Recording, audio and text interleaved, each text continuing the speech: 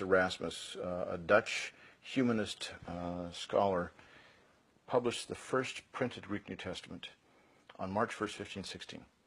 And when it came out, he did not have this verse, 1 John 5:7, in there with the wording of affirming the Trinity. There were Catholic scholars who got very upset at him for not putting that in there. And in his second edition of 1519, he didn't have it.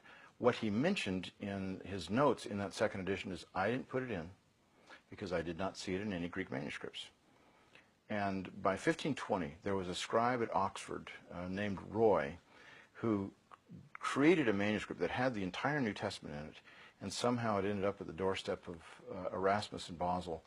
And so Erasmus didn't promise that he would put that verse in if he found it in a manuscript. He did the negative, saying, I didn't put it in because I didn't see any Greek manuscripts that had it. So he finds this manuscript that has it, that was made to order, actually. And so his third edition of 1522 now has 1 John 5:7 with that Trinitarian formula. That is something that has plagued English readers of the Bible, but not German readers, because Martin Luther based his New Testament on the 1519 edition that didn't have that. So in 1519, Luther was using that edition, and it didn't have the Trinitarian formula. German Christianity has never had a problem that the Bible never had that Trinitarian formula in it. But it made it into Erasmus's 1522 text, and then in the King James Bible after that. And Erasmus basically puts it in under protest.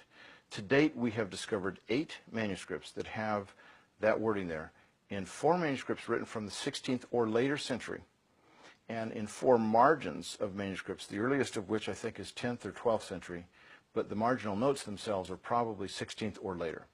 And so it seems that this particular reading was never part of the Greek New Testament until after there was a protest of Erasmus. It was found in one of the editions of the Latin Vulgate, and Erasmus or somebody else came along that and said, well, it must be that.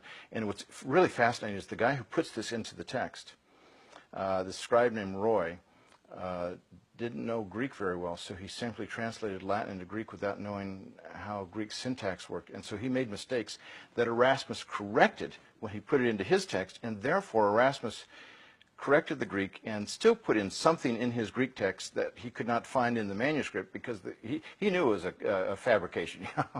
So he didn't quite follow his own word on that. But here's the point.